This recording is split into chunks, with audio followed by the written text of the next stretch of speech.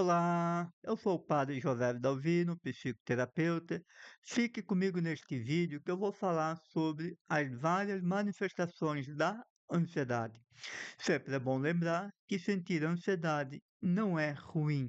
Em algumas situações é normal. A ansiedade, ela é benéfica, ela faz parte do nosso sistema de defesa. Sem a ansiedade, nós seres humanos nos colocaríamos em situações de risco, de perigo o tempo todo. Não iríamos conseguir escapar de situações de perigo. Mas afinal, o que é um transtorno de ansiedade? A ansiedade é uma resposta natural do nosso corpo a uma série de situações ou eventos que estamos passando. Então, esta reação ela é automática, ela é vital. Agora, quando passa a ser descontrolada, passando a se tornar incontrolável, ou, por exemplo, uma preocupação excessiva. Essa preocupação ela vai começar a afetar a qualidade de vida e o bem-estar, como vai afetar os relacionamentos pessoais, profissionais, o que acaba se tornando um transtorno e exige, assim, então, tratamento. O transtorno de ansiedade, ele é caracterizado por uma preocupação constante e incontrolável, podendo acontecer em qualquer momento do dia. Uma pessoa ansiosa, ela passa a ficar preocupada além do normal, quando ela está passando por um momento de preocupação ou estresse. Então, quando ela passa por esse momento, ela vai se preocupar além do que é normal. E quem sofre de ansiedade passa a ver a situação sempre aumentada, ela aumenta o problema. Como diz aquele dito popular, a pessoa passa a ver uma tempestade em um copo de água, e isso muitas vezes é inconsciente. Ela passa a se preocupar de forma intensa e exagerada, o que sempre acaba afetando a sua vida em todas as áreas, causando vários bloqueios mentais, o que traz consequências não só psíquicas, como também física. E quais são os tipos de ansiedade? A ansiedade ela pode se manifestar de várias maneiras. Eu vou trazer aqui, abordar alguns tipos para que você possa ter conhecimento, talvez os mais comuns. Transtorno de ansiedade generalizada. São os sintomas de ansiedade permanente e de alta intensidade que afetam diariamente as pessoas, prejudicando assim na sua realização das atividades cotidianas diárias, no seu serviço diário. As pessoas que sofrem deste mal passam a se preocupar excessivamente com situações corriqueiras, rotineiras, e costumam analisá-las sempre minuciosamente, buscando sempre executá-la com muita perfeição, por focar tanto e se preocupar tanto nas atividades, até mesmo nas corriqueiras do dia a dia, acaba trazendo reflexos para a sua saúde física, como dores de cabeça, dor de estômago, gastrite, dor muscular, principalmente os ombros, passando a ter dificuldade para dormir, tendo insônia, pesadelo, com a alimentação, podendo perder a fome ou descontando toda a sua ansiedade na comida, principalmente em comida doce, podendo cair na bebida. Transtorno obsessivo compulsivo, TOC, é caracterizado por pensamento obsessivo de medo irracionais que leva a atitudes compulsivas. A pessoa passa então a ter muito medo de ter executado uma tarefa, mesmo aquelas cotidianas, como trancar a porta antes de sair ou fechar a chave do gás, tirar o ferro da tomada. A pessoa passa a temer que aconteça com aquelas atividades que julga poder acontecer assim um desastre sempre maior. Por serem ações que se tornam repetitivas, leva a pessoa à exaustão, cansando, causando assim vários sofrimentos, interferindo na vida diária. Situações que podem piorar que o seu companheiro ou sua companheira não tiver empatia e nem paciência de lidar com a doença. A pessoa com esse transtorno passa a sentir a necessidade de organizar todos os seus objetos de acordo com uma lógica própria, se é dela, ou manifesta uma preocupação incomum com a contaminação por germes e bactérias. Essas pessoas podem ter um cuidado excessivo com a limpeza. Quando a doença ela está num estágio muito avançado, a pessoa se isola para que ninguém use aquilo que é seu. Ninguém pode usar os seus pertences, nem seus pais, nem seu marido, mas ninguém. Ela passa então a ter medo de ser contaminada, acaba ficando muito doente. A pessoa que vive com esse transtorno passa a não ter uma qualidade de vida, além de perder ótimas oportunidades. Fobia social. Também é conhecida como transtorno de ansiedade social. O quadro é caracterizado por alto nível de preocupação e medo, com situação corriqueira que se coloca em contato com outras pessoas. A pessoa passa a ter medo do conviver com as outras pessoas, o que a faz também se isolar. O problema pode surgir desde na infância, atravessar a adolescência e, se não tratado, vai ficar a vida inteira. A vergonha passa a ser predominante. Aqui é uma vergonha muito forte. A pessoa então passa a evitar situações de convívio social por receio de ser julgada negativamente. Passa a ter grande dificuldade em se apresentar, comer na frente das outras pessoas, ter contato social de forma nenhuma. Ela detesta estar no meio de pessoas.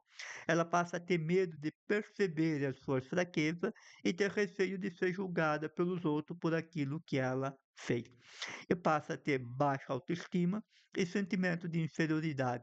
A pessoa que passa a ter, então, esse excesso de preocupação com a opinião dos outros e com a aparência pessoal. Quando o transtorno já está num estágio avançado, tão avançado, a pessoa passa a evitar situações que possa ser observada realizando tarefa corriqueira, desde digitar algo no celular, almoçar ou preencher um documento em público.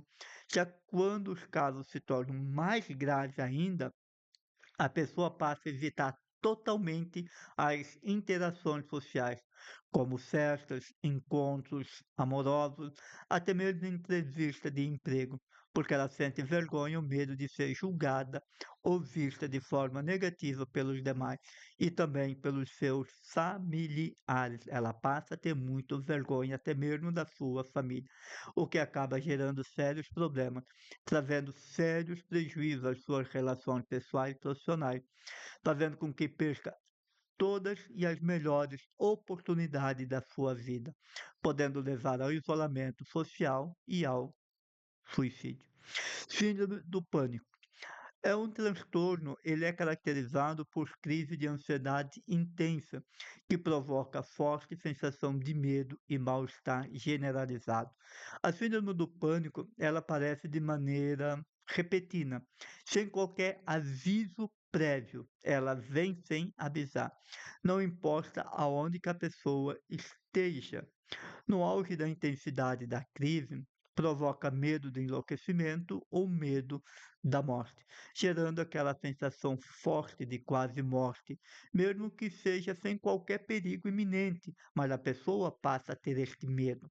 Os ataques são sempre acompanhados de sintomas físicos, como dores no peito, aumento de frequência cardíaca, a respiração acelerada, ressecamento da boca. E a pessoa que sofre deste transtorno passa a se preocupar intensamente, porque essa sensação de que não sabe quando vai ser o próximo ataque, ela não consegue prever quando vai acontecer o novo ataque, isso vai gerar mais ansiedade, sendo que pode surgir em situações em que não é possível se locomover, por exemplo, quando ela está em uma viagem de avião, dentro de um elevador, dirigindo o carro, pode causar assim no ansioso um problema chamado ansiedade antecipativa. Então ela se torna realmente hipervigilante, faz com que a pessoa passe a ficar preocupada e passe a evitar todos os lugares onde que ela vai se sentir em perigo, em risco, fazendo com que essa pessoa passe a desenvolver uma segunda doença, agrofobia, O que que é a agrofobia? A agrofobia são as pessoas que sofrem com um problema e têm medo de situações ou lugares que possam causar sentimento de impotência, constrangimento ou aprisionamento. Normalmente, este problema se desenvolve por alguns casos de ataque de pânico que leva as pessoas que possuem esse tipo de ansiedade a evitar os lugares e situações que provocam esse tipo de sentimento. Elas fazem isso na tentativa de evitar novos ataques, fazendo com que as pessoas passem a viver uma vida bem restrita, fechada, se isolando, passando a desenvolver algumas limitações, evitando ir em qualquer lugar, passo a condicionar-se aí ao trabalho, para a casa, de casa para o trabalho, a casa de alguns familiares, ou se puderem fazer sempre o mesmo caminho, pegar algum tipo de transporte sempre específico, elas vão fazer. Em caso grave, a agorofobia pode fazer com que a pessoa ansiosa evite até mesmo sair de casa, ficando presa na sua própria casa. Ela se torna um presidiário domiciliar, impedindo que realize as suas atividades pessoais e profissionais fora de casa. Mutismo seletivo. Esse transtorno ele passa a ser mais comum em criança. É caracterizado pela incapacidade de se expressar em determinadas situações, como na escola ou diante de familiares, ainda que seja totalmente capaz de fazê-los em outras situações. Mesmo que não apresente nenhum problema de aprendizado ou desenvolvimento cognitivo, essas crianças elas passam a evitar participar de atividades ou conviver em determinados grupos, o que pode trazer prejuízo já para a sua vida social. São aquelas situações em que em algum momento a criança consegue se expressar, por exemplo, falar com o pai e com a mãe, mas na sala de aula ela não consegue se expressar, né? Deixe-me saber aqui uma ressalva importante. O mutismo seletivo não é caracterizado por uma dificuldade de expressão na totalidade, mas apenas com algumas pessoas. Aquilo que eu já comentava, né? Há casos de que a criança ela fala normalmente com os pais em casa, mas trava assim totalmente diante do médico, do psicólogo, do professor, do dentista ou de uma qualquer outra pessoa adulta. Fobias específicas. As fobias específicas, elas estão já vinculadas a um fato específico ou algum objeto, podendo até ser de pessoas. A pessoa acaba criando um medo irracional e intenso de algo que ela possa acreditar que vai trazer um perigo e levar ao mesmo existente, como uma barata, um palhaço, um rato, uma perereca, ou mesmo simplesmente olhar pela janela e fechar, janela fechada diante de um edifício muito alto. Entre as fobias mais comuns estão as que envolvem estar em locais fechados, como túnel, elevadores, caixa, sangue, animais, principalmente alguns tipos de animais, viagem de avião. Dependendo da intensidade do medo causado, pode paralisar a pessoa por inteiro, dando uma pane geral no seu sistema, podendo levar a pessoa até a óbito.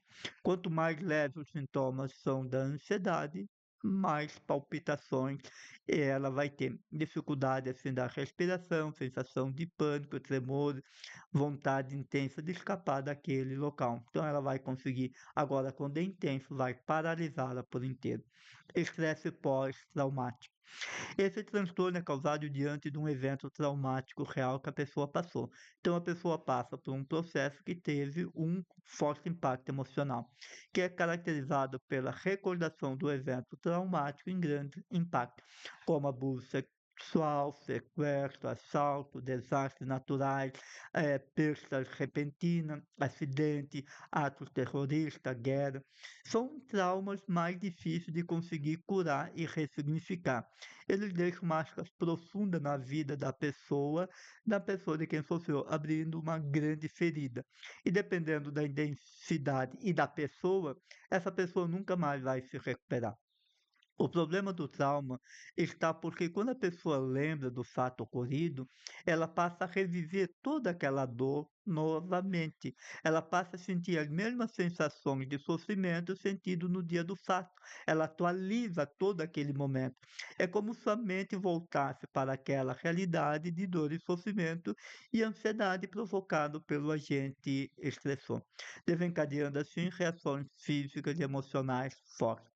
As lembranças sempre vêm em forma de pesadelo, não só quando a pessoa está dormindo, podendo acontecer a qualquer hora do dia, mediante a gatilhos mentais que leve a recordar aquele fato. Pode ser um cheiro, uma pessoa que lembra aquele fato, vai abrir esse gatilho. E essas pessoas, então, elas devem evitar qualquer tipo de situações que possam reviver as recordações daquele trauma vivido.